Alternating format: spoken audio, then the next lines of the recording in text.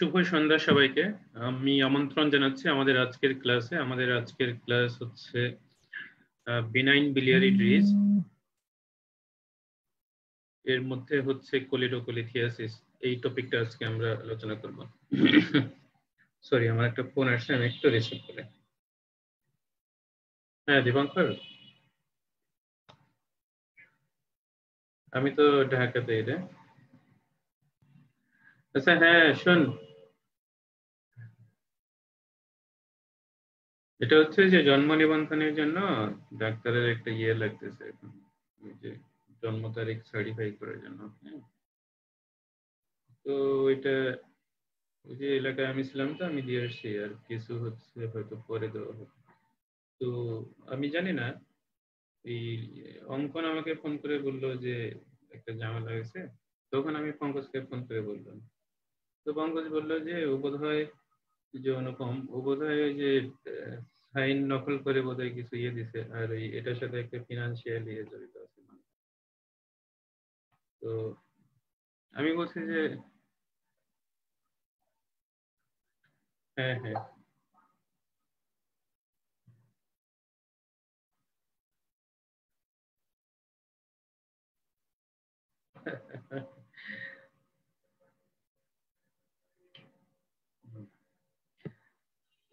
আচ্ছা শোন, আমি ওই যে একটা ক্লাস নিচ্ছি।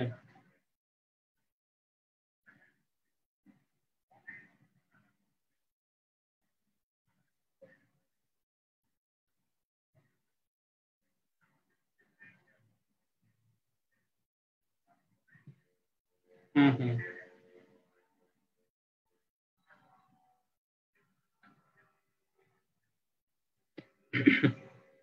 না না, এখানে আমার কোনো সমস্যা নাই। হ্যাঁ, তো পঙ্কজ বলতেছে যে এভাবে দিলে একটা বদনাম হয়। হ্যাঁ? মানে এই জন্য হচ্ছে ও এটা নিয়ে কথা বলতেছে, আমি ওটা নিষেধ করছি, আমি তো জানি না কি।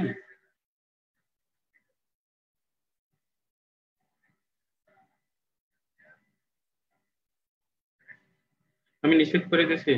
হ্যাঁ হ্যাঁ হ্যাঁ হ্যাঁ। আমি আসতে আসতে বলছি, হ্যাঁ আমি প্রেমচাঁদ কাকুরে বলছি যে কাকু দেখেন তো এটা কি হয়েছে, এটা আপনি সমাধান করেন। হ্যাঁ? আর আমি পঙ্কজকে নিষেধ করে দিয়েছি, হ্যাঁ, যে ও আমাকে না জানে এগুলো করছে কেন। ওর না না, ওরে কিছু করতে হবে না, ওরে বলে দেয় যে এটা করা ঠিক হয় নাই, আর হচ্ছে মানে ফিনান্সিয়াল ইনভলভমেন্ট যেন না হয়। আমি এমনি ফর্ম একটা বানাই দিছি, ওইটা থেকে সবাই নিচ্ছে আর কি। আর ওই সাইন লাগবে, তো আমি বলছি যে পূরণ করে আমার ওখানে দিয়ে গেলে আমি যেগুলো পারছি সাইন করে দিচ্ছি, আগামী সপ্তাহে সেবার সাইন ওইভাবে আর কি, বুঝছিস তো? হ্যাঁ হ্যাঁ, তুই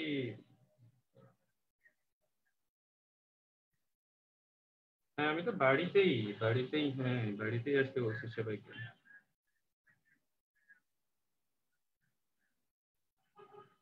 হুম হুম হুম হুম, সেটাই।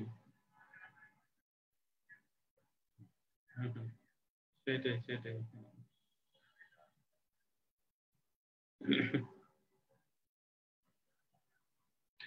না, এটা কিছু করতে হবে না, এমনি বলে দিই যে এটা ঠিক হয় নাই, আর এটা মানে না করতে। ও তো করবেই না এরপরে।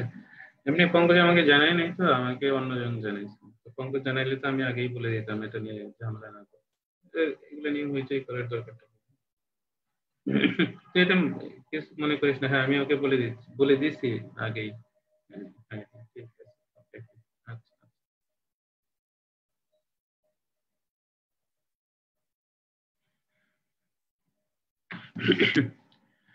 তো আমরা আসলে হেপাটোবিলিয়ারি সিস্টেমের যে বিনাইন ডিজিজ গুলো সেগুলো নিয়ে আলোপ করছিলাম, তার মধ্যে কোলিডোকোলিথিয়াসিস খুবই ইম্পর্টেন্ট একটা টপিক। এবং এই টপিক থেকে অনেকগুলো কোশ্চেন থেকে থাকে। এটা লং কেসে তো অবশ্যই একটা কেস এরকম থাকে। আহ, বেশিরভাগ কেসই থাকে লং কেসে, দেখা যায় যে অবস্ট্রাকটিভ জন্ডিস 50% কেস। এবং অবস্ট্রাকটিভ জন্ডিস এটার মধ্যে কোলিডোকোলিথিয়াসিস একটা ইম্পর্টেন্ট কজ। দেন হচ্ছে রিটেন কোশ্চেন। রিটেন কোশ্চেনের মধ্যে কোলিডোকোলিথিয়াসিস থেকে অবশ্যই কোশ্চেন থাকবে, শর্ট নোট থেকে হোক অথবা হচ্ছে একটা সিনারিও বেসড হোক, এরকম থাকবে। আর ভাইভাতেও এখান থেকে অবশ্যই কোশ্চেন থাকবে। তো এটা আমাদেরকে খুব ভালো করে জানতে হবে। আর হচ্ছে অস্পিতে খুব কমনলি হচ্ছে রিটেইনড স্টোন থেকে কোশ্চেন থাকে এবং সেটা হচ্ছে টি টিউব কোলাঞ্জিওগ্রাম হিসেবে। সো কোলিডোকোলিথিয়াসিস সেটা আমাদের ইম্পর্টেন্ট একটা টপিক, আলোচনার বিষয়। তো কোলিডোকোলিথিয়াসিস সম্বন্ধে বলতে গেলে প্রথম যে কোশ্চেনটা মাথায় আসে সেটা হচ্ছে কোলিডোকোলিথিয়াসিস কি মিন করে। এটা মিন করে হচ্ছে বাইল ড্যাক্টের মধ্যে স্টোন, বাইল ড্যাক্টের মধ্যে স্টোন। কোলিলিথিয়াসিস মিনস হচ্ছে গল ব্লাডারের মধ্যে স্টোন। কোলিডোকো, কোলিডোকো মিনস হচ্ছে বাইল ড্যাক্ট, আর স্টোন এটা হচ্ছে লিথিয়াসিস। সো এই স্টোনটা কিভাবে আসলো বাইল ড্যাক্টের মধ্যে, এটা কিন্তু দুই ভাবে হয়, একটা হচ্ছে প্রাইমারি আর একটা হচ্ছে সেকেন্ডারি। প্রাইমারি মিনস হচ্ছে প্রাইমারিলি তৈরি হয় হচ্ছে বাইল ড্যাক্টের মধ্যে, প্রাইমারিলি বাইল ড্যাক্টের মধ্যে তৈরি হয়। আর সেকেন্ডারি স্টোন মিনস হচ্ছে গল ব্লাডারের মধ্যে স্টোন তৈরি হলো এবং সেই স্টোনটা পাস করে বাইল ড্যাক্টের মধ্যে আসলো। গল ব্লাডার স্টোন পাস করে আসলো বাইল ড্যাক্টের মধ্যে, এটা হচ্ছে সেকেন্ডারি। তাহলে প্রাইমারি কজটা হচ্ছে অরিজিনটাই বাইল ড্যাক্টের মধ্যে, আর সেকেন্ডারি মিনস হচ্ছে গল ব্লাডার থেকে বাইল ড্যাক্ট, গল ব্লাডার থেকে বাইল ড্যাক্টে আসে। তাহলে এটা কিন্তু পরীক্ষার একটা প্রশ্ন যে প্রাইমারি এবং সেকেন্ডারি স্টোন এটা কি মিন করে, এটা আমরা এখান থেকে বুঝতে পারলাম। এখন অবস্থান ভেদে, যেমন হচ্ছে কমন বাইল ড্যাক্টের মধ্যে এটাকে বলা হয় হচ্ছে কোলিডোকোলিথিয়াসিস, আর হচ্ছে কমন হেপাটিক ডাক্ট রাইট অথবা লেফট হেপাটিক ডাক্ট, এই জায়গাগুলোতে স্টোন হচ্ছে হেপাটিকোলিথিয়াসিস।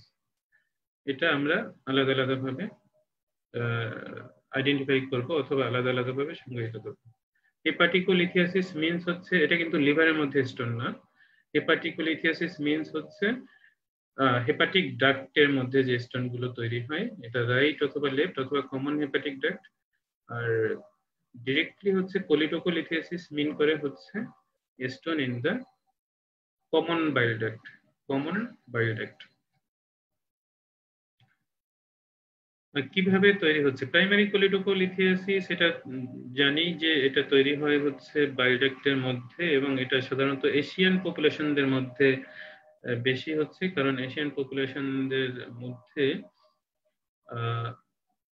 বাইলে ইনফেকশন হওয়ার সম্ভাবনাটা বেশি। ক্লোনরকিস সাইনেসিস অথবা হচ্ছে অ্যাসকারিস লাম্ব্রিকয়েডস, এই দুটো অর্গানিজম বা এই দুইটা প্যারাসাইট দিয়ে বাইল ডাক্টের মধ্যে ইনফেস্টেশন হয় এবং সেখান থেকে হচ্ছে স্টোন ফর্মেশন হয়, এবং এটা এশিয়ান পপুলেশনদের মধ্যে বেশি প্রাইমারিটা।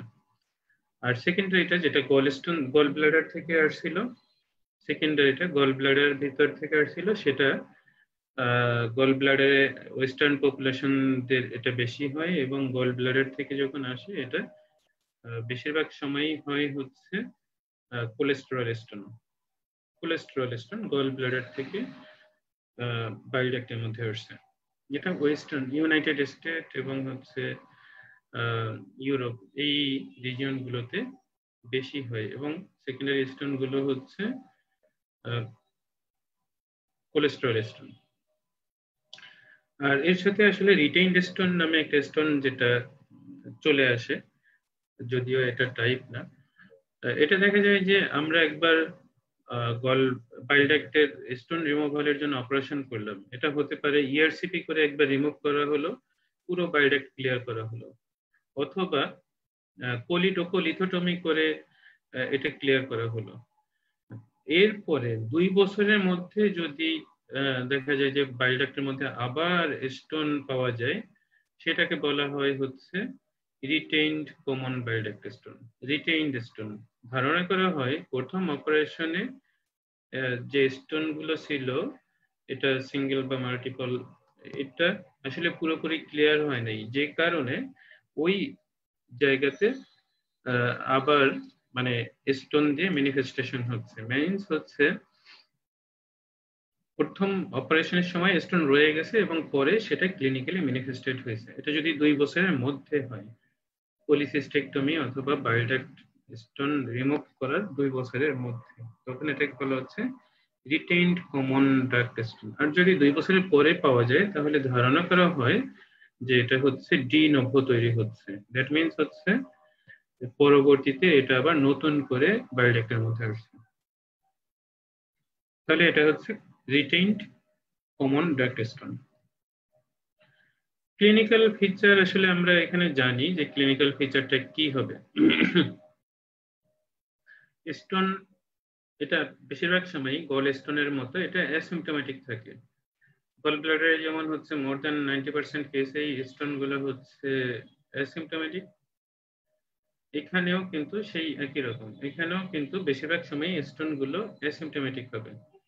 স্টোন সমস্যা করবে তখনই যখন হচ্ছে সে অবস্ট্রাকশন করবে, বাইল ডাক্টের মধ্যে অবস্ট্রাকশন করবে।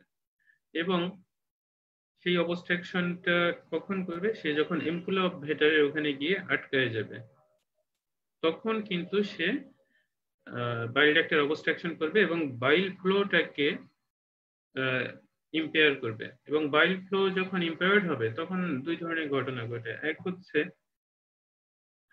বাইল ডাক্টের একটা ইম্পর্টেন্ট কাজ ছিল হচ্ছে কন্টিনিউয়াস পেরিস্টালসিস এর মাধ্যমে সে বাইলগুলোকে বাইল ডাক্ট থেকে ডিউটেনামে পাস করে দিত। কিন্তু যখন সে সেটা করতে পারবে না তখন তার একটা চেষ্টা থাকবে ওই অবস্ট্রাকশনটাকে ওভারকাম করার জন্য, এবং এটার জন্য একটু বেশি পেরিস্টালসিস হবে, ইন্টেনসিভ পেরিস্টালসিস হবে, এবং একটু স্ট্রেংথেও বেশি হবে। এই পেরিস্টালসিসের যে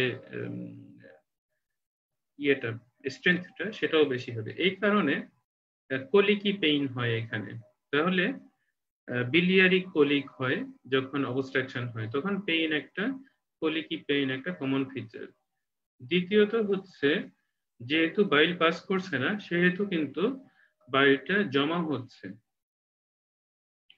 বাইল ডাক্টের মধ্যে জমা হয়, আলটিমেটলি লিভার কনজেস্টেড হয়, এবং হচ্ছে বডিতে যে বিলিরুবিনটা তৈরি হচ্ছিল সেই ওভার বিলিরুবিন সেটা কিন্তু বার্ডেন হয়ে যায় বডির জন্য।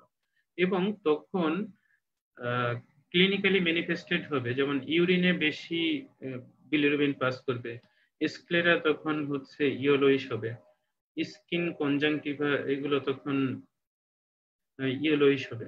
তাহলে তখন কিন্তু এই অবস্ট্রাকটিভ জন্ডিসের ফিচারগুলো পাওয়া যাবে। সাথে সাথে সাথে সাথে যেটা হবে, যেহেতু স্টুলের মধ্যে, যেহেতু ইন্টেস্টাইনের মধ্যে পাস করতে পারতেছে না বাইল বা বিলিরুবিন, তখন কিন্তু স্টুলের সাথেও কোনো বিলিরুবিন পাস করবে না। যে 5% বাইল সল্ট বা বিলিরুবিন এটা পাস করার কথা ছিল, বিলিরুবিন পাস করার কথা ছিল, সেই বিলিরুবিন গুলো কিন্তু স্টুলের মধ্যে থাকবে না। এবং বিলিরুবিনের কারণেই স্টুলের কালারটা কিন্তু ব্রাউন কালারের হয় বা ইয়েলোইশ কালারের হয়। আর যখন এই স্টুলের মধ্যে বিলিরুবিন থাকবে না তখন কিন্তু সেটার কালার হবে হোয়াইটিশ কালারের, পেইল কালারের, পেইল কালারের বা পেইল কালারের স্টুল হবে। এবং সেই স্টুলটা হবে হচ্ছে ফ্রোদি এবং অনেকটাই অয়েলি। কারণ হচ্ছে বাইল বা বিলিরুবিন অথবা হচ্ছে বাইল সল্ট যদি ইন্টেস্টাইনের মধ্যে না আসে তখন কিন্তু ফ্যাট অ্যাবজর্পশন, যেটা ডাইজেশন এবং অ্যাবজর্পশন দুটি ইম্পেয়ার্ড হয়। তখন এক্সেসিভ যে ফ্যাট গুলো ফুডের সাথে থাকতো, যেটা অ্যাবজর্পশন বা ডাইজেশন হচ্ছে না, সেটা কিন্তু স্টুলের সাথে সাথে পাস করবে। স্টুলের সাথে যখন পাস করবে তখন হচ্ছে স্টুলটা হবে হচ্ছে পেইল আর হচ্ছে অয়েলি, ফ্রদি। এই ঘটনাগুলো কিন্তু তখন ঘটতেছে। তাহলে পেইন হচ্ছে কমন, বিলিয়ারি কলিক হচ্ছে, দেন হচ্ছে জন্ডিস এপিয়ার করবে, স্টুল হবে হচ্ছে পেইল হবে, ইউরিনটা একটু ডার্ক কালার হবে। এই ক্লিনিক্যাল ফিচার গুলো হয়। এর সাথে অনেক সময় যেহেতু বাইল ডাক্ট অবস্ট্রাকশন হচ্ছে, বাইল ডাক্ট অবস্ট্রাকশন হলে পরে অ্যাসেন্ডিং কোলাঞ্জাইটিস হয়। ইন্টেস্টাইনের মধ্যে যে অর্গানিজম গুলো ছিল সেই অর্গানিজম গুলো রিট্রোগ্রেড ফ্লো হয়। সাধারণত দেখা যায় যে আপার পার্ট অফ দ্য ইন্টেস্টাইন এটা হচ্ছে বলা হয় স্টেরাইল, এখানে তেমন কোনো অর্গানিজম থাকে না, কিন্তু লোয়ার পার্ট যেমন হচ্ছে টার্মিনাল আইলিয়াম থেকে শুরু হয়, টার্মিনাল আইলিয়াম থেকে লার্জ বাউল পর্যন্ত এখানে প্রচুর পরিমাণ ইন্টেস্টাইনাল ফ্লোরা থাকে, তারপর হচ্ছে কিছু প্যাথোজেনিক অর্গানিজম থাকে। সেই অর্গানিজম গুলো আস্তে আস্তে করে প্রক্সিমালি অ্যাসেন্ড করবে এবং এম্পেলা ভ্যাটার দিয়ে সেটা বাইল ড্যাক্টে প্রবেশ করে সেটা দিয়ে কোলাঞ্জাইটিস করবে, এবং কোলাঞ্জাইটিস যখন করবে তখন কিন্তু তার ফিভারও চলে আসবে এটার সাথে। তাহলে পেইন হবে, জন্ডিস হবে এবং আলটিমেটলি কোলাঞ্জাইটিস হওয়ার ফলে সেখানে ফিভারও থাকবে। এই ঘটনাগুলো ঘটবে কোলিডোকোলিথিয়াসিসের জন্য। যেহেতু এখানে আসলে জন্ডিস হচ্ছে, তো জন্ডিজের প্যাটার্নটা কিরকম হয় এখানে এটা আমাদেরকে বুঝতে হবে। জন্ডিসের প্যাটার্নটা বোঝার জন্য আমরা এই ছবিটাতে চলে যাই। এখানে একটা স্টোন আসলে এবং সেই স্টোনটা লোয়ার বাইল ডাক্টকে অবস্ট্রাকশন করলো, তাহলে প্রক্সিমালি আস্তে আস্তে করে বাইল ডাক্টটা ডাইলেটেড হবে, বাইল জমে জমে, কারণ কন্টিনিউয়াসলি বাইল তৈরি হচ্ছে এবং সেটা পাস করতে পারছে না। তখন এই প্রক্সিমাল যে বাইল ডাক্ট, এটা কমন বাইল ডাক্ট, তারপর হচ্ছে হেপাটিক ডাক্ট, তারপর হচ্ছে ইন্ট্রাহেপাটিক biliary ট্রি, সবগুলোই হচ্ছে ডাইলেটেড হবে। ডাইলেটেড যখন হবে তখন কিন্তু এই পর্যন্ত ডাইলেটেড হয়ে যাবে, এই যে স্টোন যেখানে আছে সেই পর্যন্ত। ডিস্টালি আবার একটু ডিস্টালি ন্যারোয়িং থাকবে। তো যখন ডাইলেটেড হবে এটা সময় লাগে হচ্ছে হয়তো 1 সপ্তাহ 2 সপ্তাহ বা 1 মাস, এই এরকম ডাইলেটেড হতেই থাকবে। তারপর হচ্ছে এই স্টোনটা এক সময় এই ডাইলেটেড পার্টের মধ্যে আবার চলে আসবে, ব্যাক করবে। যেহেতু প্রক্সিমালি ডাইলেটেড হচ্ছে তখন স্টোনটা দেখা যাবে যে এই ডাইলেটেড পার্টের মধ্যে চলে আসতেছে, যেহেতু প্রক্সিমালি ডাইলেটেড আছে। তখন এই অবস্ট্রাকশনটা রিলিভ হয়ে যায়। অবস্ট্রাকশন রিলিভ হলে পরে প্রক্সিমালি যে ডাইলেটেড বাইল ডাক্ট ছিল সেই জায়গা দিয়ে যতখানি বাইল জমা হচ্ছিল অথবা এক্সেসিভ বাইল যেটা বিলিরুবিন যেটা বডিতে আসলে জমা হচ্ছিল সেগুলো কিন্তু পাস করে যাবে আলটিমেটলি, এবং এই biliary ট্রিটা মোটামুটি আগের মতো একটা অবস্থানে চলে আসবে। তো জন্ডিস ছিল, সেই জন্ডিসটা কিন্তু 1 সপ্তাহ বা 1 মাসের পরে আবার সেটা সাবসাইড করে গেল। আবার আস্তে আস্তে করে এই স্টোনটা ডিস্টাল পার্টে এসে অবস্ট্রাক্ট করবে, তখন কিন্তু আবার সেই জন্ডিস এপিয়ার করবে। এটাকে এই জন্য বলা হচ্ছে ইন্টারমিটেন্ট জন্ডিস। ইন্টারমিটেন্ট মিনস হচ্ছে জন্ডিস ছিল, মাঝখানে থাকবে না, একবারে পুরোপুরি ভালো, এবং আবার এপিয়ার করবে, সেটা হচ্ছে ইন্টারমিটেন্ট। তাহলে ইন্টারমিটেন্ট জন্ডিস যদি হয় তাহলে আর কি ধরনের জন্ডিস হতে পারে? আর হতে পারে কন্টিনিউয়াস জন্ডিস। কন্টিনিউয়াস মিনস হচ্ছে কন্টিনিউয়াস এবং প্রোগ্রেসিভ। যদি কোনো কারণে এই যে এম্পুলা অফ ভ্যাটারের এখানে অবস্ট্রাকশন হয় এবং সেই অবস্ট্রাকশনটা হয় হচ্ছে এই যেহেতু lower third of the common bile duct, এটা প্যানক্রিয়াসের ভিতর দিয়ে একটা টানেল হিসেবে পাস করে নিচের দিকে আসে। তো এখানে হেড অফ দ্য প্যানক্রিয়াসে যদি কোনো গ্রোথ হয়, টিউমার হয়, সেই টিউমারটা আলটিমেটলি এই কমন বাইল ডাক্টের লোয়ার পার্টটাকে অবস্ট্রাকশন করবে, প্রেস করবে, এবং সেই অবস্ট্রাকশন কিন্তু কোনোভাবেই রিলিভ হবে না এবং সেটা আস্তে আস্তে করে বাড়তে থাকবে, এবং এইখানে কোনো পেইন থাকে না। এখানে গ্র্যাজুয়ালি এই অবস্ট্রাকশনটা বাড়তে থাকে, প্রক্সিমাল বাইল ডাক্টটা অনেক বেশি ডাইলেটেড হতে থাকে। তাহলে এই যে obstruction carcinoma head of the প্যানক্রিয়াসের জন্য হচ্ছে, এইটা পেইনলেস হয় এবং জন্ডিসটা হচ্ছে প্রোগ্রেসিভলি বাড়তে থাকে, প্রোগ্রেসিভ জন্ডিস। এই ঘটনার জন্য পেইনলেস প্রোগ্রেসিভ জন্ডিস হয়। তাহলে আমরা একটা পেলাম কন্টিনিউয়াস বা পেইনলেস প্রোগ্রেসিভ জন্ডিস, আর একটা হয় হচ্ছে ইন্টারমিটেন্ট জন্ডিস, সার্জিক্যাল যে জন্ডিস গুলো আছে।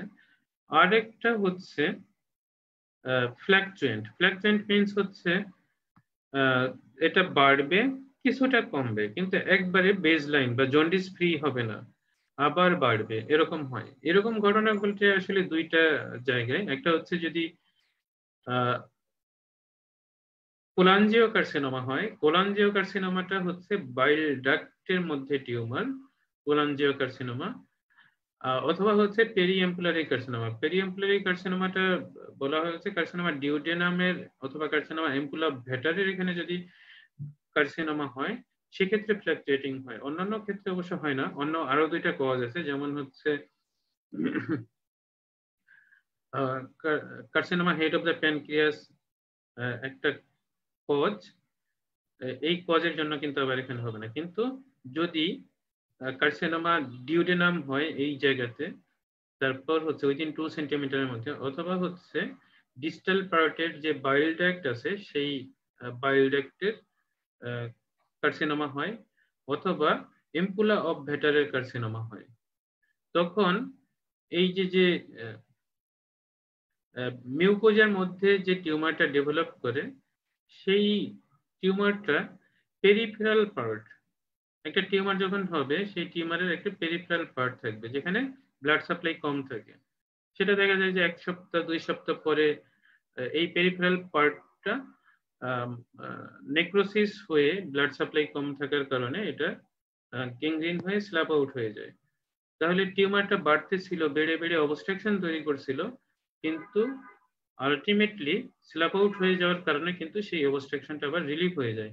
কিন্তু একবারে পুরোপুরি বিলিয়ারি ট্রিটা কিন্তু ক্লিয়ার হয়ে যায় না, টিউমারটা কিন্তু থেকেই যায় এবং সেটা কিছু পরিমাণ অবস্ট্রাকশন তখনও করতে থাকে। এই জন্য পেরিএম্পুলারি কার্সিনোমা অথবা হচ্ছে কোলাঞ্জিওকার্সিনোমা এই জায়গাটাতে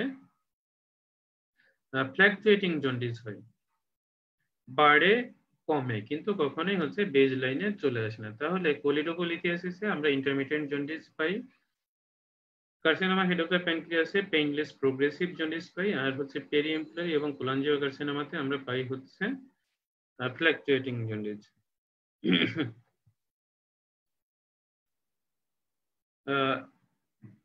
এটা হচ্ছে কোলিডোকোলিথিয়াসিসের ফিচার, পেইন থাকে আর হচ্ছে জন্ডিস, ইন্টারমিটেন্ট জন্ডিস থাকে।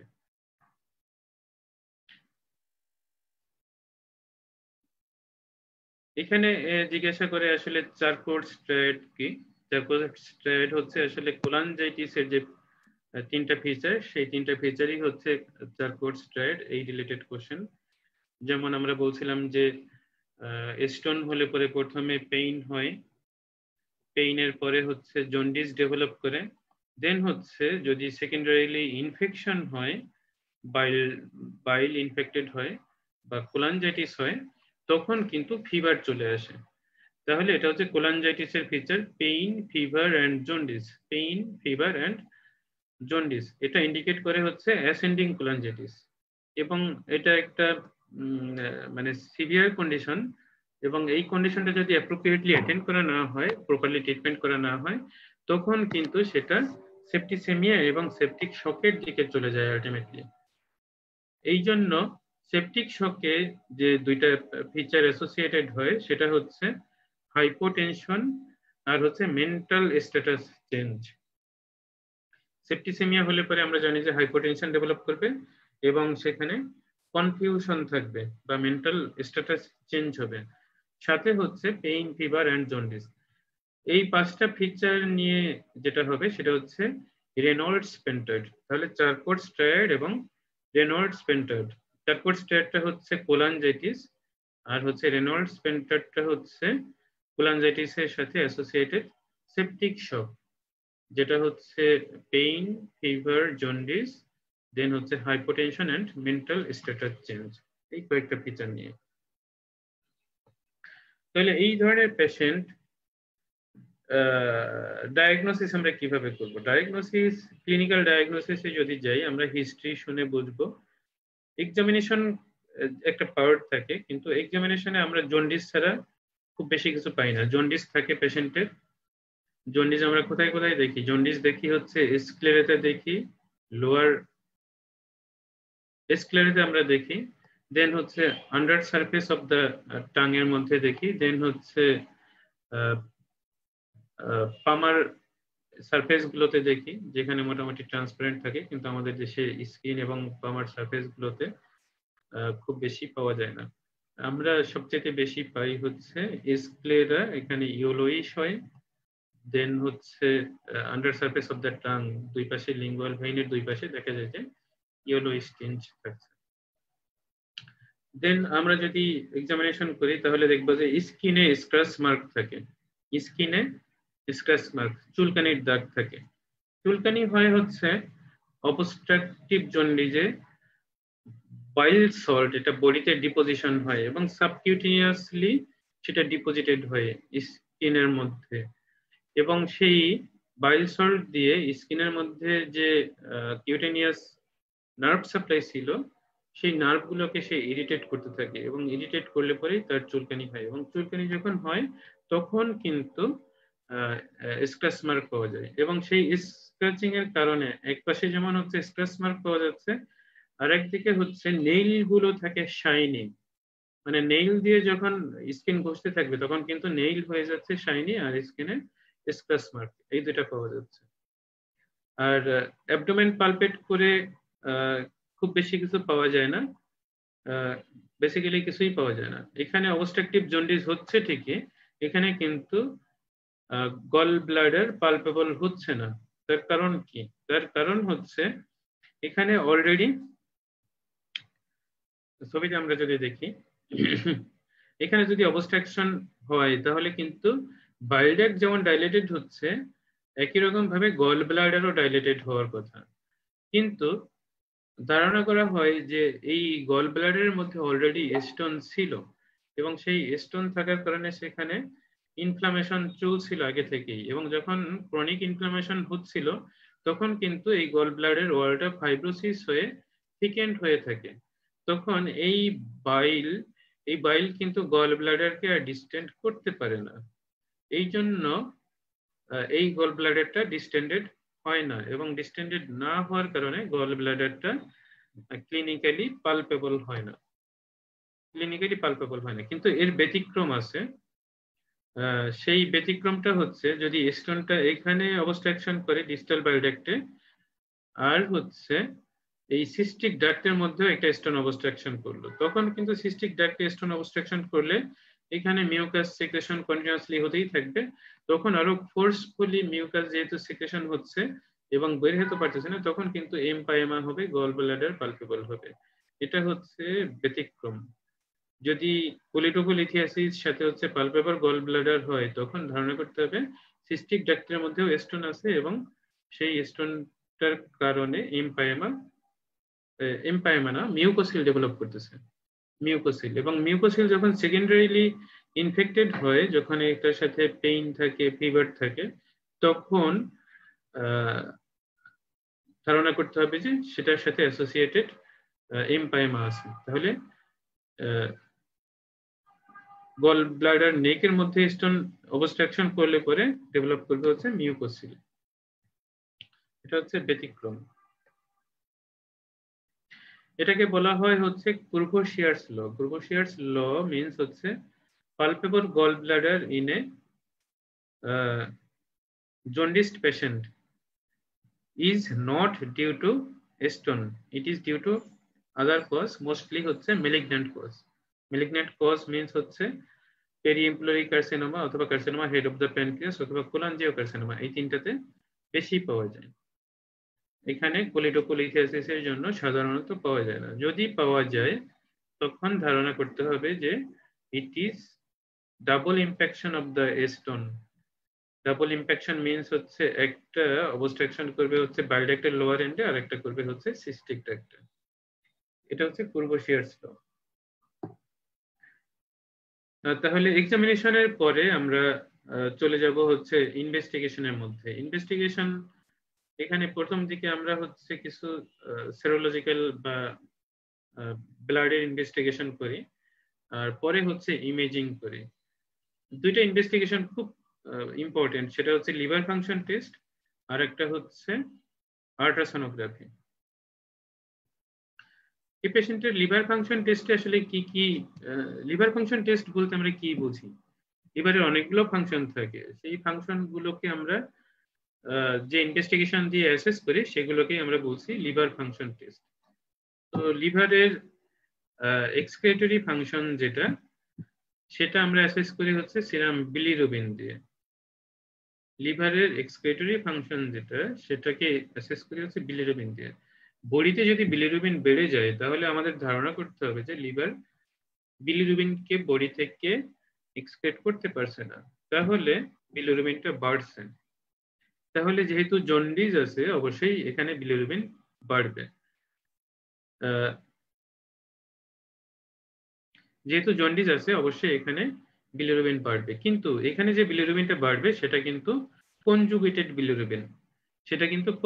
বিলিরুবিন, কারণ হচ্ছে লিভারের মধ্যে কনজুগেশন হওয়ার পরে সেটা কিন্তু বাইল ডাক্ট দিয়ে আর পরবর্তীতে পাস করতে পারতেছে না, সেটা চলে আসছে হচ্ছে ব্লাডের মধ্যে। তখন এখানে যে বিলিরুবিনটা পাওয়া যায় সেটা হচ্ছে কনজুগেটেড বিলিরুবিন।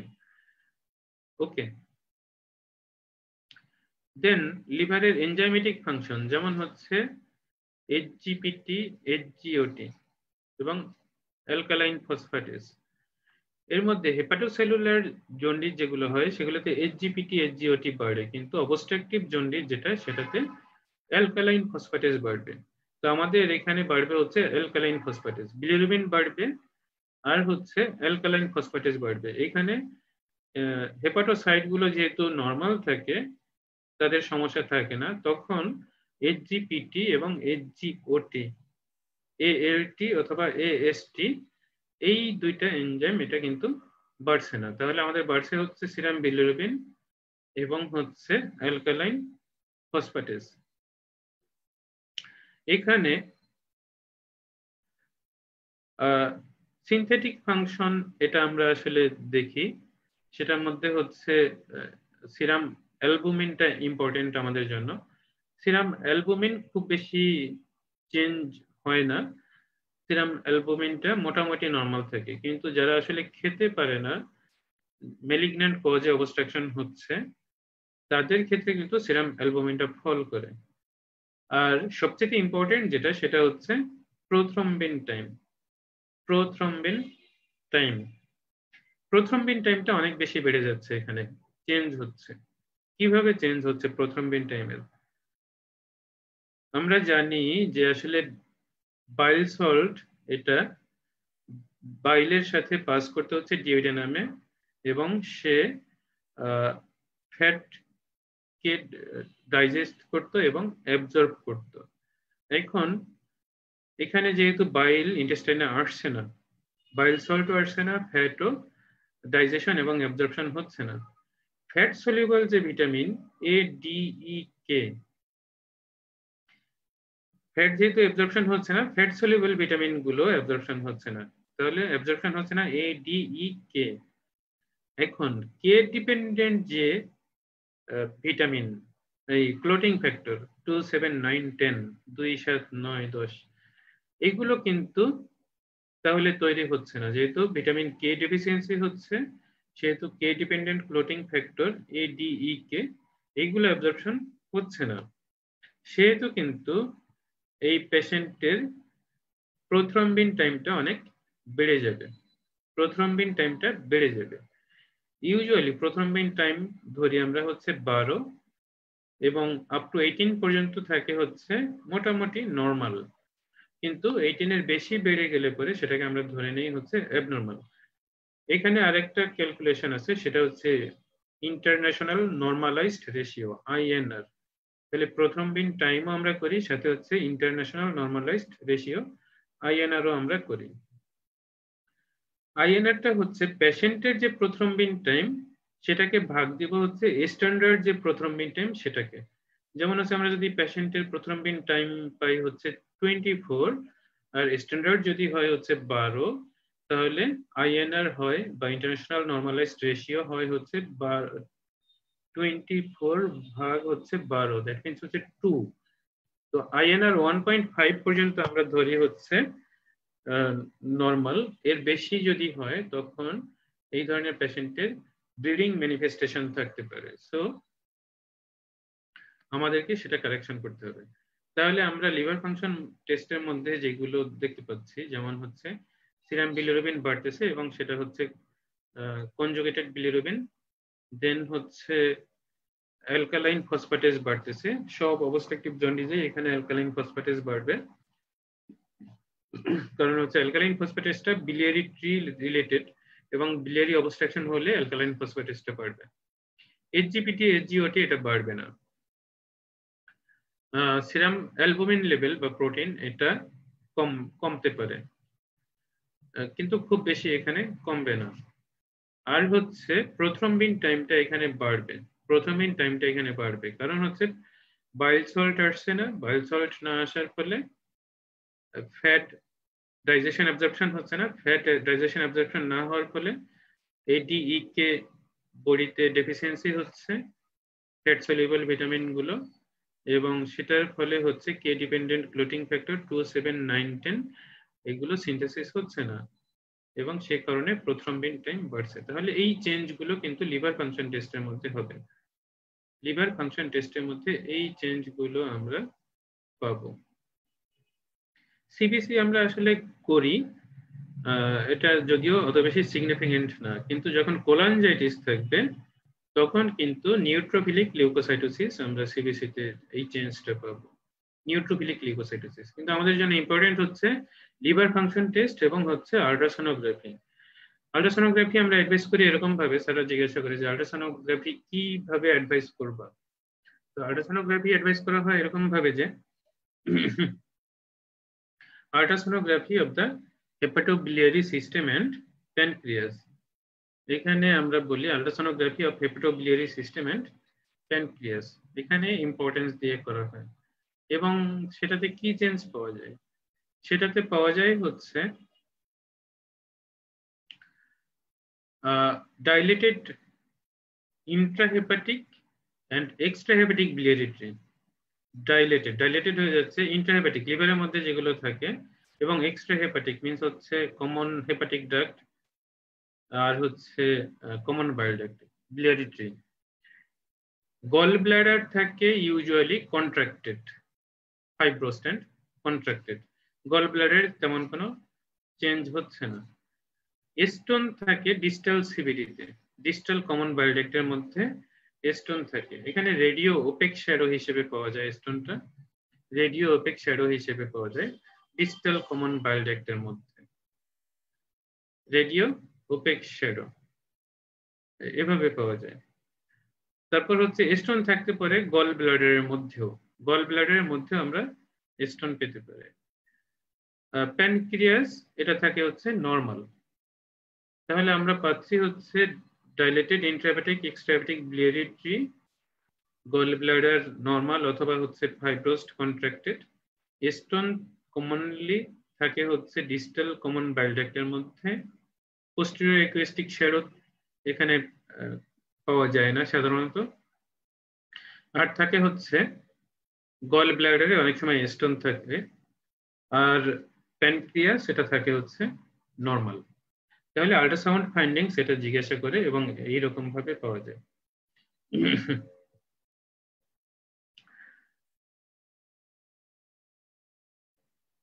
এখানে কিছু ট্রিকি কথা আছে, যেমন হচ্ছে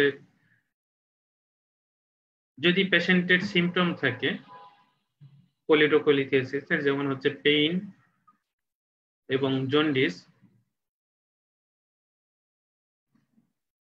সেখানে যদি বাইল ডাক্টের ডায়ামিটারটা 8 মিলিমিটারের বেশি হয়, ডাইলেটেড বাইল ডাক্ট হয়, কিন্তু স্টোন পাওয়া যাচ্ছে না বাইল ডাক্টের মধ্যে, আল্ট্রাসাউন্ড করে স্টোন পাওয়া যাচ্ছে না, তখন এটা আসলে সিগনিফাই করে হচ্ছে এটা স্টোন আছে। সবসময় যে আল্ট্রাসাউন্ড ভালো করে বুঝতে পারবে তা কিন্তু না। তখন আমরা অ্যালকালাইন ফসফেটেস করে দেখি, অ্যালকালাইন ফসফেটেস যদি বেশি হয় তাহলে সেটা আমাদের জন্য সিগনিফিকেন্ট মনে হয়, এবং বাইল ডাক্ট স্টোনকে খুব ভালো করে ডায়াগনোসিস করতে পারে হচ্ছে এমআরসিপি, আল্ট্রাসাউন্ড চাইতে বেটার ডায়াগনোসিস করতে পারে হচ্ছে এমআরসিপি, তখন আমরা এমআরসিপি করি। তাহলে পেশেন্ট সিমটোমেটিক, আল্ট্রাসোনোগ্রাফিতে বাইল ডাক্ট ডাইলেটেড বলছে 8 মিলিমিটারের চাইতে বেশি, 1 সেন্টিমিটার বা তার চাইতেও বেশি, কিন্তু স্টোন পাচ্ছে না, তখন আমাদের ধারণা করতে হবে স্টোন আছে, এবং সেটাকে এস্টাবলিশ করার জন্য আমরা যদি অ্যালকালাইন ফসফেটেস করি তখন আমরা দেখবো যে অ্যালকালাইন ফসফেটেসটা বেশি, এবং যদি এমআরসিপি করি তখন আমরা অবস্ট্রাকশনটা ডায়াগনোসিস করতে পারবো এবং হচ্ছে স্টোনটাকে আমরা দেখতে পাবো এমআরসিপিতে। এমআরসিপিতে আমরা পরবর্তীতে দেখবো যে স্টোন কিভাবে পাওয়া যায়।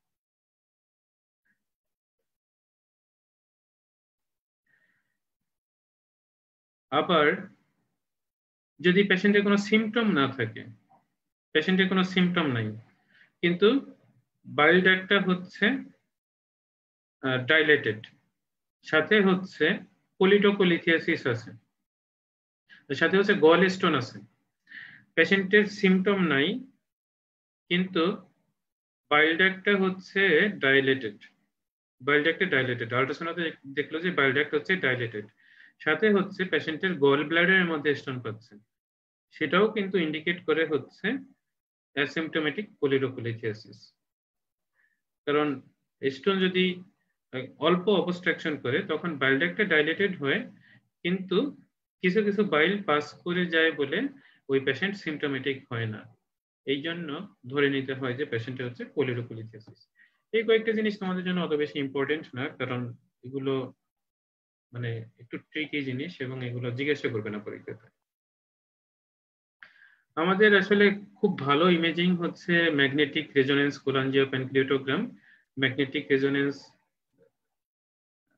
ইমেজিং এটা সম্বন্ধে আমরা জানি যে এখানে বাইরে থেকে একটা ম্যাগনেটিক ফিল্ড তৈরি করে ফ্লুইড গুলোকে খুব ভালো করে এখানে আসলে ভিজুয়ালাইজ করা যায়, সফট টিস্যুর ইমেজিংটা এখানে খুব ভালো হয়। তো এটা হচ্ছে T2 ইমেজ, যেটাতে ফ্লুইডটা সাদা দেখা যায়, ফ্লুইডটা সাদা দেখা যায়। এবং হেপাটোবিলিয়ারি রিজিয়নের যখন এমআরআই করা হয় T2 ফেজে, তখন এটাকে বলা হচ্ছে ম্যাগনেটিক রেজোনেন্স কোলাঞ্জিও প্যানক্রিয়াটোগ্রাম। কোলাঞ্জিও মিন্স হচ্ছে বাইল ডাক্ট, আর হচ্ছে প্যানক্রিয়াটোগ্রাম মানে হচ্ছে প্যানক্রিয়াটিক ডাক্টকেও সে ভিজুয়ালাইজ করছে।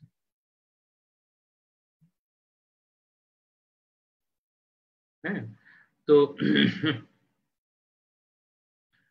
এখানে আমরা ফ্লুইড গুলোকে খুব ভালো করে দেখতে পাবো এবং বাইল ডাক্টের এই হেপাটোবিলিয়ারি সিস্টেমের এই রিজিয়নে ফ্লুইড হচ্ছে বাইল, দ্যাট মিন্স হচ্ছে এটা gall bladder, bile duct, intrahepatic biliary tree, এগুলোকে খুব ভালো করে ভিজুয়ালাইজ করবে।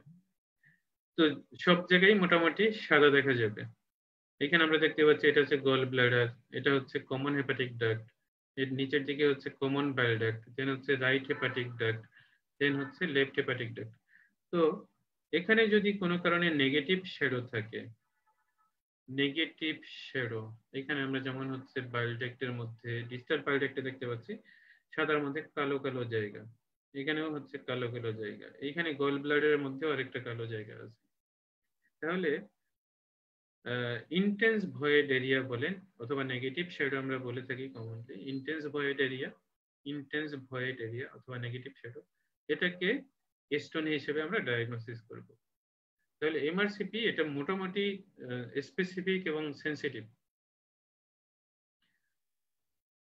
এটা দিয়ে আমরা খুব ভালো করে বাইল ডাক্ট স্টোন এটা আমরা ডায়াগনোসিস করতে পারবো, কিন্তু এটা একটু কস্টলি, এই জন্য সব জায়গাতে অ্যাভেলেবলও না, এই জন্য হচ্ছে আল্ট্রাসাউন্ডের উপর আমাদের ডিপেন্ড করতে হয়। কিন্তু আল্ট্রাসাউন্ড যদি ঠিকমতো ডায়াগনোসিস করতে না পারে তখন আমাদেরকে এমআরসিপি করতে হবে। এমআরসিপি কিন্তু নন ইনভেসিভ, মানে হচ্ছে এটা বডিতে মানে পেনিট্রেট করতেছে না এবং এখানে কোনো রেডিয়েশনও দেওয়া হচ্ছে না, সো এটা কিন্তু সেফ। কোলিটোকোলিথিয়াসিসের ডায়াগনোসিসের জন্য আমরা ইআরসিপি করি না, এন্ডোস্কোপিক রিট্রোগ্রেড কোলাঞ্জিওপ্যানক্রিয়াটোগ্রাম। এটা যেহেতু একটা ইনভেসিভ ইনভেস্টিগেশন এবং এর কিছু মর্টালিটি মরবিডিটি আছে, সেহেতু এটা আমরা ডায়াগনস্টিক পারপাসে কখনো করতে যাই না। এটা আমাদের যখন থেরাপিউটিক পারপাস থাকে তখন কিন্তু আমরা ইআরসিপিটা করি। ইআরসিপিটা করা হয় হচ্ছে একটা এন্ডোস্কোপ পাস করা হয় ডিউটেনামের সেকেন্ড পার্টে এসে, সেটা একটা সাইড চ্যানেল থাকে, সাইড চ্যানেল দিয়ে সে এম্পুল অফ ভ্যাটার দিয়ে বাইল ডাক্টের মধ্যে পেনিট্রেট করে একটা ক্যানোলা এবং সেখানে একটা ডাই দেয় এবং বাইরে থেকে এক্স রে করে, তখন এই বাইল ডাক্টকে খুব ভালো করে ভিজুয়ালাইজ করা যায় এবং এখানে নেগেটিভ যে শ্যাডো গুলো আছে কালো কালো যে শ্যাডো গুলো আছে, ডাইটা দেখা যাবে সাদা, মানে হচ্ছে বাইল ডাক্টকে সে খুব ভালো করে ভিজুয়ালাইজ করতেছে।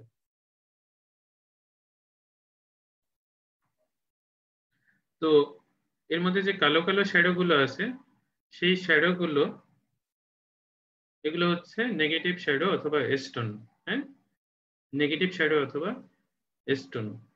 তাহলে এটা ডায়াগনোসিস করতেছে, কিন্তু এটার মেইন কাজ হচ্ছে ইআরসিপি করে এই স্টোন গুলোকে রিমুভ করা যায় এম্পুল অফ ভেটার দিয়ে। ইআরসিপির যে নেগেটিভ দিক সেটা হচ্ছে, এটা যখন করা হয় তখন কিন্তু যখনই একটা ফরেন বডি বায়োডাক্টের মধ্যে ইন্ট্রোডিউস করা হয়, যেমন হচ্ছে ক্যানুলা, তখন এখানে কোলানজাইটিসের সম্ভাবনা থাকে। এখানে অর্গানিজম গুলো সাথে সাথে বায়োডাক্টের মধ্যে প্রবেশ করে, তখন এখানে কোলানজাইটিসের সম্ভাবনা থাকে। আবার একই রকম ভাবে যখন এম্পুল অফ ভ্যাটার দিয়ে সে ক্যানুলা প্রবেশ করে, তখন কিন্তু এখানে প্যানক্রিয়েটিক ডাক্টের মধ্যে ইনফ্লামেশন হয়। তখন সিভিয়ার যে সাইড এফেক্ট সেটা হচ্ছে প্যানক্রিয়াটাইটিসের সম্ভাবনা থাকে। 1% কেসে দেখা যায় যে এরকম প্যানক্রিয়াটাইটিসের পসিবিলিটি থাকে। প্যানক্রিয়াটাইটিসের সবচেয়ে কমন কজ হচ্ছে গল স্টোন, ওয়েস্টার্ন কান্ট্রিতে হচ্ছে অ্যালকোহল কজ, যেখানে খুঁজে পাওয়া যায় সেখানে হচ্ছে গল স্টোন, অ্যালকোহল, আর একটা হচ্ছে ইআরসিপি ইনডিউসড। তো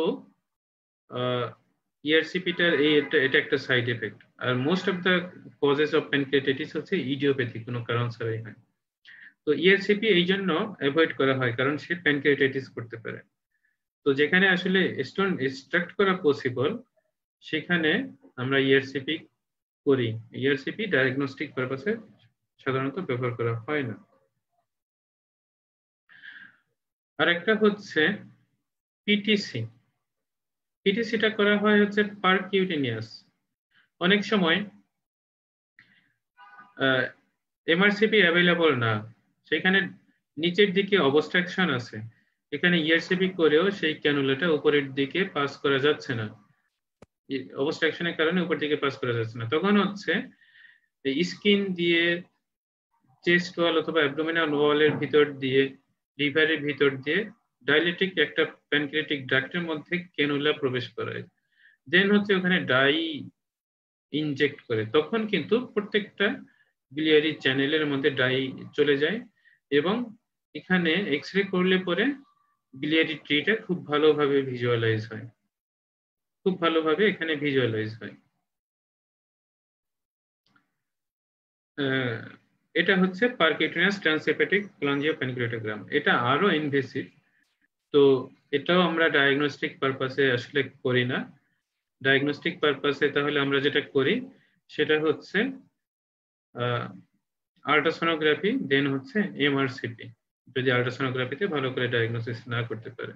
আর এর আগে আমরা করছিলাম লিভার ফাংশন টেস্ট। তাহলে এগুলো হচ্ছে ডায়াগনস্টিক ইনভেস্টিগেশন। আর ট্রিটমেন্টের মধ্যে যখন আসবো, বলা হয় হচ্ছে এখন ডায়াগনোসিস করতে পারলাম, কিন্তু how will you treat a patient of choledocholithiasis. তো আমরা চেষ্টা করবো আসলে যদি কোনো কিছু ছাড়াই পেশেন্টকে ট্রিটমেন্ট করা যায়। যেমন অ্যাসিমটোমেটিক স্টোন, এটা অবজার্ভ করা যেতে পারে। অনেক সময় ছোট ছোট স্টোন ইনসিডেন্টালি ডায়াগনোসিস হয়, পেশেন্টের কোনো সিমটম নাই, সেটা কিন্তু পাস করে যায়। কিন্তু পেশেন্টের যখন সিমটম থাকবে তখন সেটাকে আমাদেরকে অবশ্যই ট্রিট করতে হবে, এবং সেটা যদি মিনিমাল ইনভেসিভ ওয়েতে ট্রিট করা যায় সেটা সবচেয়ে বেস্ট। আর পরবর্তীতে যদি সার্জারির প্রয়োজন হয় তাহলে সার্জিক্যাল অপশনেও আমাদেরকে যেতে হবে। তাহলে মিনিমাল ইনভেসিভ যে ওয়ে সেটা হচ্ছে কমনলি আমরা ইআরসিপি করতে পারি। ইআরসিপি করব। ইআরসিপি তে যেটা করা হয়, এখানে আমরা দেখতে পাচ্ছি যে এন্ডোস্কোপ পাস করছে ডিউটেনামে, যেখানে সেখানে তারপর হচ্ছে একটা সাইড চ্যানেল দিয়ে একটা ক্যানুলা পাস করলো, ক্যানুলা পাস করে সে স্টোনের বাইরে চলে যাবে, মানে স্টোনের উপরে চলে যাবে।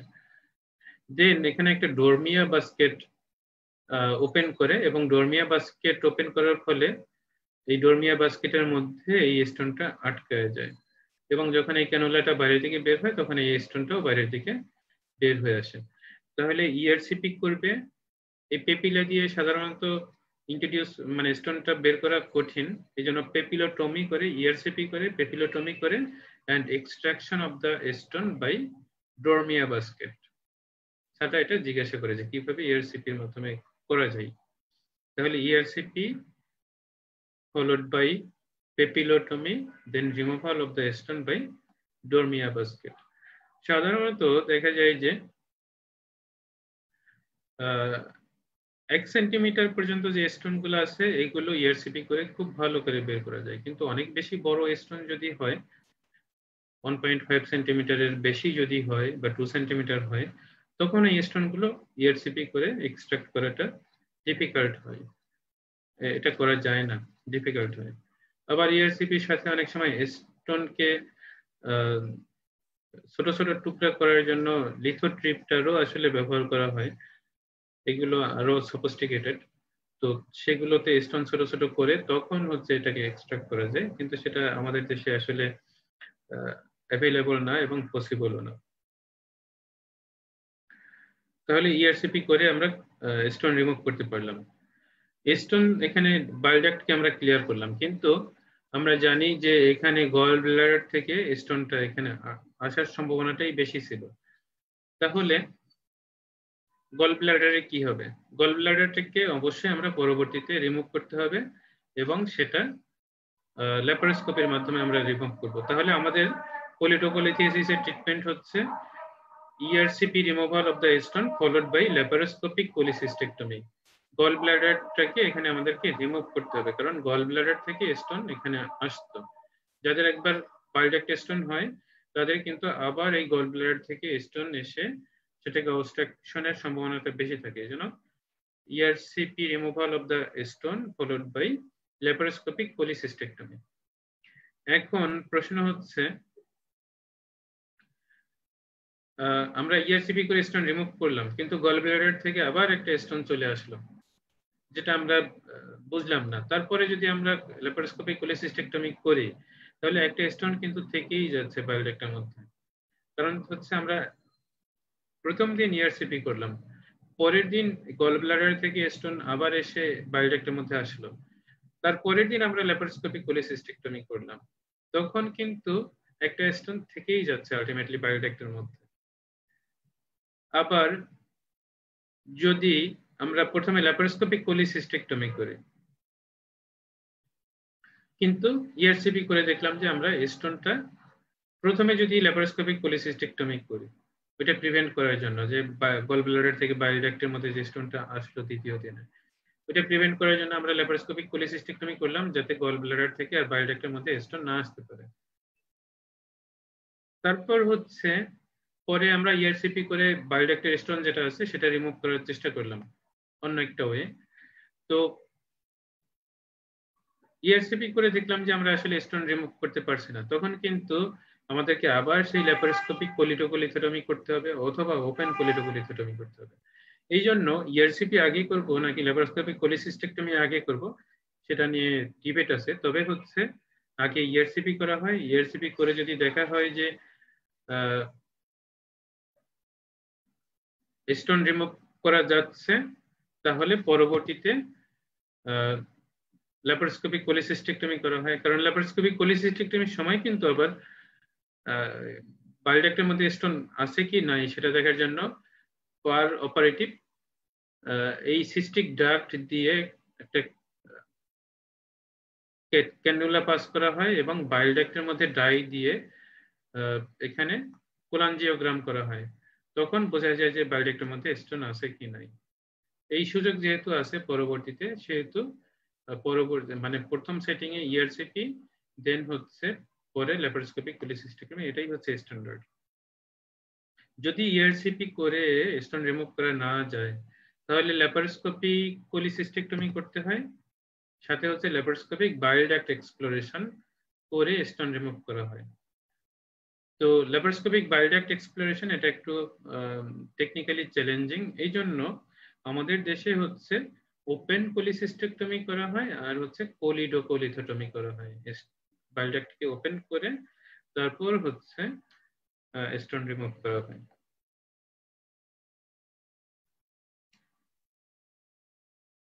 তাহলে স্ট্যান্ডার্ড হচ্ছে ইআরসিপি ফলোড বাই ল্যাপারোস্কোপিক কোলিসিস্টেক্টমি।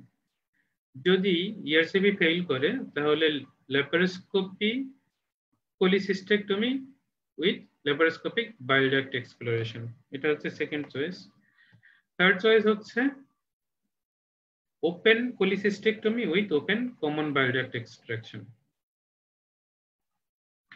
এটা হচ্ছে লেস ইনভেসিভ থেকে মোটামুটি ইনভেসিভের দিকে যাচ্ছে। অনেক সময় এম্পুলার মধ্যে স্টোন আটকায় থাকে, এম্পুলার মধ্যে স্টোন আটকায় থাকে, তখন ইআরসিপি করেও বের করা যায় না, আবার হচ্ছে ল্যাপারোস্কোপিক বাইল ডাক্ট এক্সপ্লোরেশন করেও এটা রিমুভ করা যায় না। অনেক সময় হচ্ছে ওপেন করেও এই বাইল ডাক্ট দিয়ে স্টোন এক্সট্রাক্ট করা যায় না, তখন হচ্ছে ডিউডেনামকে ওপেন করতে হয়, সেকেন্ড পার্ট অফ দ্য ডিউডেনামকে ওপেন করতে হয়, ওপেন করে এম্পুলা অফ ভেটারকে ওয়াইড করতে হয়, দেন হচ্ছে এই স্টোনকে রিমুভ করতে হয়। সেটাকে বলা হয় হচ্ছে ট্রান্স ডিউডেনাল স্ফিংক্টারোপ্লাস্টি। এটা তোমাদের জন্য ইম্পর্টেন্ট না। অনেক সময় হচ্ছে ইন্ট্রাহেপাটিক স্টোন থাকে, ইন্ট্রাহেপাটিক বাইল ডাক্টের মধ্যে স্টোন থাকে। ইন্ট্রাহেপাটিক বাইল ডাক্টের মধ্যে স্টোন যখন থাকে তখন কিন্তু ধারণা করা হয় যে ইন্ট্রাহেপাটিক biliary ট্রি যেটা আছে সেই ইন্ট্রাহেপাটিক biliary ট্রিটার কোনো কোনো জায়গায় স্ট্রিকচার থাকে এবং সেই স্ট্রিকচারের প্রক্সিমালি স্টোন থাকে। তো তখন সেগুলো আসলে রিমুভ করাটা একটু ডিফিকাল্ট। তখন অনেক সময় হচ্ছে যদি রাইট অথবা লেফট হেপাটিক লোবের মধ্যে হেপাটিক ডাক্টের মধ্যে স্টোন হয় তখন কিন্তু সেই পোরশনটা এক্সারসাইজ করা হতে পারে, রাইট অথবা লেফট হেপাটেক্টমি, এটা একটা অপশন। আর পরবর্তীতে সবকিছু যদি সব স্টোন যদি রিমুভ করা পসিবল না হয় পার অপারেটিভলি ইন্ট্রাহেপাটিক স্টোন, তখন একটা বাইপাস করে দিয়ে আসা হয়, যেমন হচ্ছে বাইল ডাক্টের সাথে ডিউডেনামের অথবা বাইল ডাক্টের সাথে হচ্ছে জেজুনামের, বাইল ডাক্টের মধ্যে হচ্ছে ডিউডেনামের অথবা হচ্ছে বাইল ডাক্টের সাথে জেজুনামের, যেটার ফলে ওই স্টোন গুলো পরবর্তীতে যাতে এসে আটকায় না যায়, যখন এই বাইপাস দিয়ে এটা ডিউডেনামের মধ্যে চলে আসতে পারে। এই জন্য এই বাইপাসটা ইম্পর্টেন্ট, কারণ হচ্ছে উপরে কিছু স্টোন রয়ে গেছে, সেই স্টোন গুলো পরবর্তীতে কিন্তু নিচের দিকে আসতে পারে এবং নিচের দিকে আসতে পারে সেটা এম্পুল অফ ব্যাটারি যাতে আটকায় না যায় সেই জন্য এখানে একটা ওয়াইড ওপেনিং এর অ্যানাস্টোমোসিস করা হয়, যেটাকে বলা হচ্ছে কোলিডোকো ডিউডোনোস্টমি, কোলিডোকো ডিউডোনোস্টমি অথবা হচ্ছে হেপাটিকো জেজুনোস্টমি, পরে আমরা দেখব। ফলে হচ্ছে কি হবে, এই স্টোন গুলো আলটিমেটলি এদিকে পাস করে যাবে।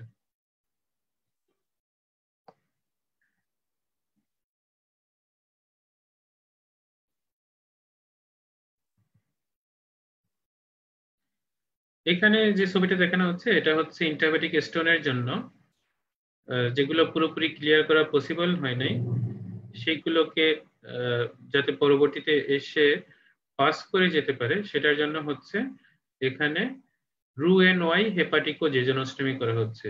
রু এন ওয়াই, এটা দেখতে অনেকটা ওয়াই এর মতো, এখানে ওয়াই এর বাম পাশের লিম্ফ, এটা হচ্ছে ডান পাশের লিম্ফ, আর এটা হচ্ছে নিচে ভার্টিক্যাল লিম্ফ।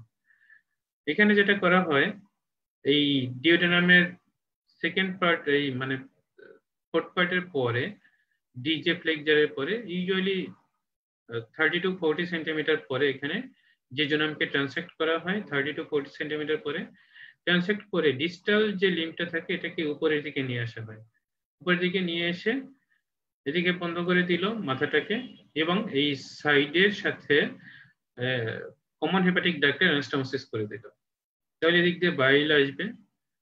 আর এখানে জেজুনামের যে প্রক্সিমাল লোবটা ছিল এটা হচ্ছে জেজুনামের সাথে অ্যানাস্টোমোসিস করা হয়, যে জন্য জেজুনোস্টমি করা হলো, যে জন্য জেজুনোস্টমি। তাহলে উপর থেকে বাইল এদিকে চলে আসবে আর এদিক থেকে হচ্ছে ফুড ম্যাটেরিয়াল গুলো এসে আলটিমেটলি ওয়াই এর ভার্টিক্যাল লিম্ফ দিয়ে নিচের দিকে চলে যাবে। এটার উদ্দেশ্য হচ্ছে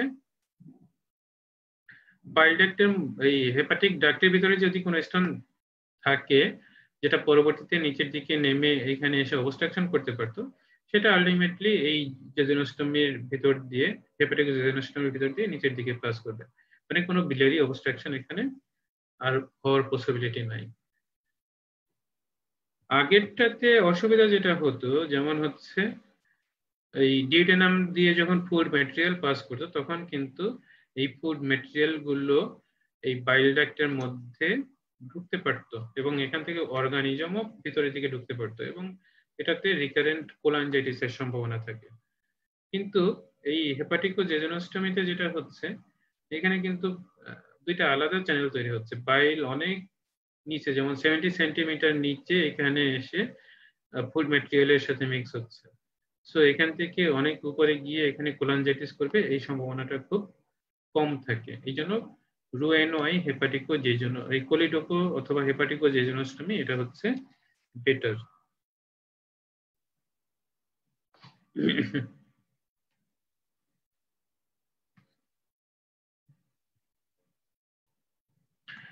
আমরা বলছিলাম যে আসলে কোনো কিছু না করে যদি স্টোন মানে ট্রিটমেন্ট করা যায়, তাহলে কিন্তু সেটা সবচেয়ে বেস্ট অপশন। তো দেখা যায় যে সার্জারি বা এন্ডোস্কোপি এগুলো প্রয়োজনই হয়, কিন্তু মেডিকেল কিছু আসলে ট্রিটমেন্টও আছে যেগুলো দিয়ে স্টোন গুলোকে ডিজলিউট করা যায়, কিন্তু সেটার আবার রিকারেন্সও আছে।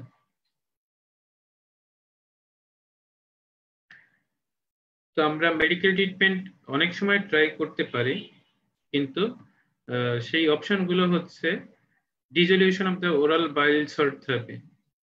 স্টোন গুলো অনেক সময় ওরাল বাইল সল্ট দিলে পরে সেটা অনেক সময় হচ্ছে ডিজলিউট হয় এবং সেগুলো পাস করে যায়, কিন্তু সেটার 50% রিকারেন্স রেট আছে।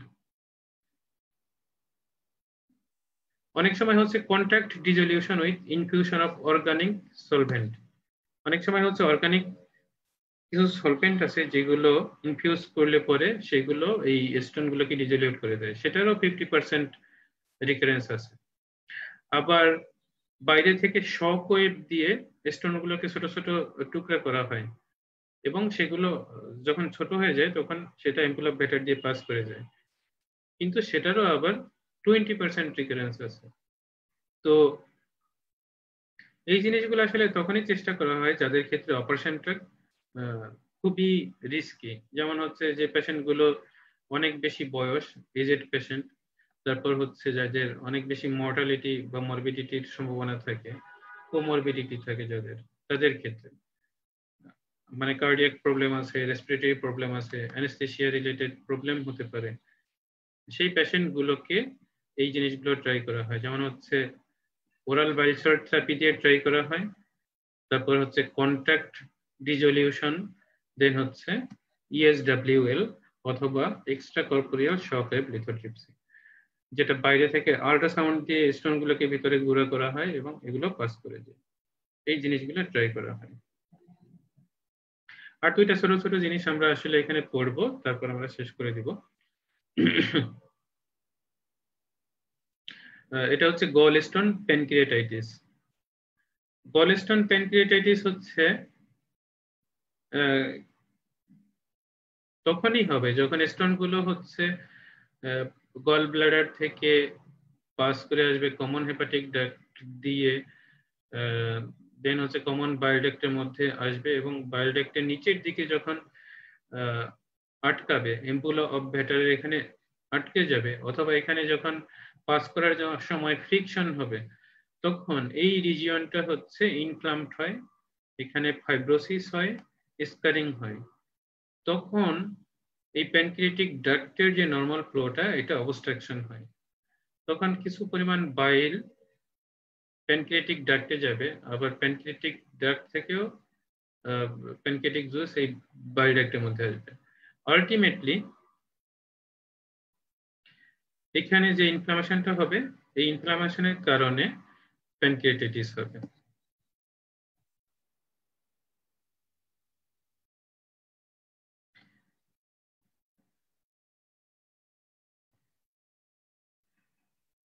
এই ধরনের কেসে দেখা যায় যে যাদের গলস্টোন রিলেটেড প্যানক্রিয়াটাইটিস হচ্ছে, অনেক সময়ই হচ্ছে গলস্টোন যদি পাস করে যায় সেক্ষেত্রে এই ইনফ্লামেশনটা সাবসাইড করে যায়।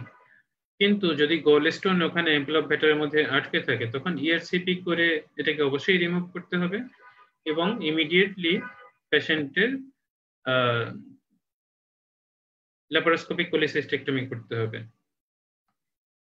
তাহলে ইআরসিপি করে রিমুভ করতে হবে এবং ল্যাপারোস্কোপি করে গল ব্লাডারটাকে রিমুভ করতে হবে। আর যখন অ্যাকিউট একটা এপিসোড থাকবে তখন কিন্তু আমাদের কনজারভেটিভ ম্যানেজমেন্টটা ম্যান্ডেটরি। অনেক সময় হচ্ছে গলস্টোন আইলিয়াস হয়, এটা আমরা বলছিলাম যে আসলে গলস্টোন দিয়ে কিভাবে আইলিয়াস হয়। এটা বেসিক্যালি একটা মিসনোমার, কারণ হচ্ছে আইলিয়াস মিনস আমরা বলি যে প্যারালাইটিক আইলিয়াস। এটাতে হয় হচ্ছে একটা মেকানিক্যাল অবস্ট্রাকশন, মেকানিক্যাল ব্লকেজ, এবং এটা হয় বড় স্টোন দিয়ে টার্মিনাল আইলিয়ামকে ব্লক করলে পরে। তো টার্মিনাল আইলিয়ামকে যে স্টোন ব্লক করবে সেটা তো অনেক বড়, 2 সেন্টিমিটার 3 সেন্টিমিটার পর্যন্ত ডায়ামিটার। তো সেটা কিভাবে আসলে গল ব্লাডার থেকে বাইরে এই এর মধ্যে আসলো, ইন্টেস্টাইনের মধ্যে আসলো? সেটা আসে গল ব্লাডার থেকে সিস্টিক ডাক্ট হয়ে কমন বাইল ডাক্ট হয়ে তারপর হচ্ছে ডিউডেনামে আসবে। ব্যাপারটা কিন্তু এরকম না, এটা আসে হচ্ছে ফিস্টুলা ফরমেশন করে। এটা ফিস্টুলাটা ফরমেশন হয় হচ্ছে গল ব্লাডারের সাথে ডিউডেনাম, মানে কোলিসিস্টোডিউডেনাল ফিস্টুলা, কোলিসিস্টোডিউডেনাল ফিস্টুলা। এইটার মাধ্যমে সে ডিউডেনামের মধ্যে আসে এবং আলটিমেটলি টার্মিনাল আইলিয়ামে এসে আটকায়। তো তখন হচ্ছে একটা মেকানিক্যাল অবস্ট্রাকশন হয় এবং সেই মেকানিক্যাল অবস্ট্রাকশনের জন্য তার ইন্টেস্টিনাল অবস্ট্রাকশনের ফিচার পাওয়া যায়।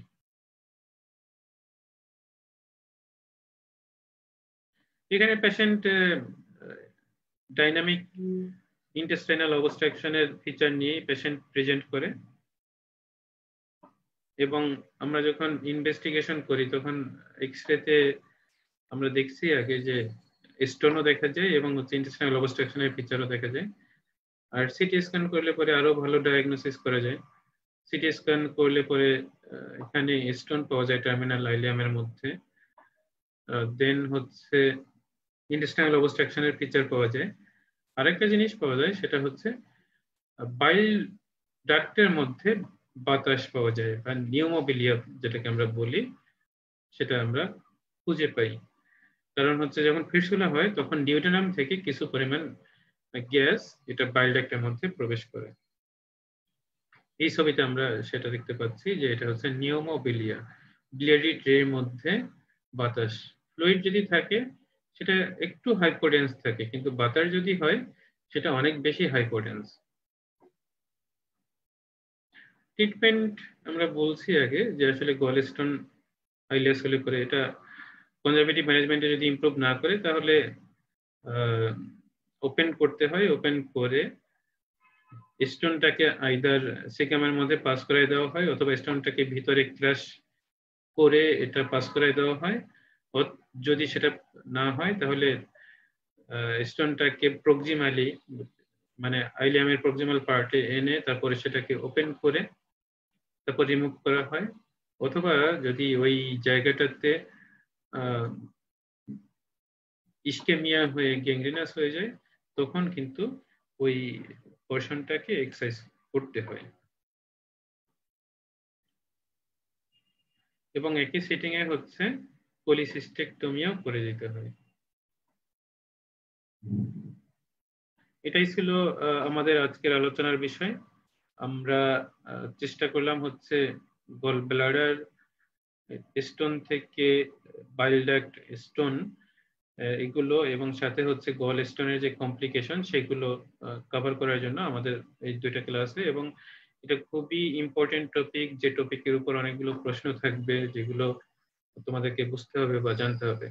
তো আশা করি যারা ক্লাসে ছিল তারা ব্যাপারগুলো ভালো করে বুঝতে পেরেছো এবং এখান থেকে যে কোনো প্রশ্নই আসলে তোমরা অ্যান্সার করতে পারবে, এটা হচ্ছে আশা।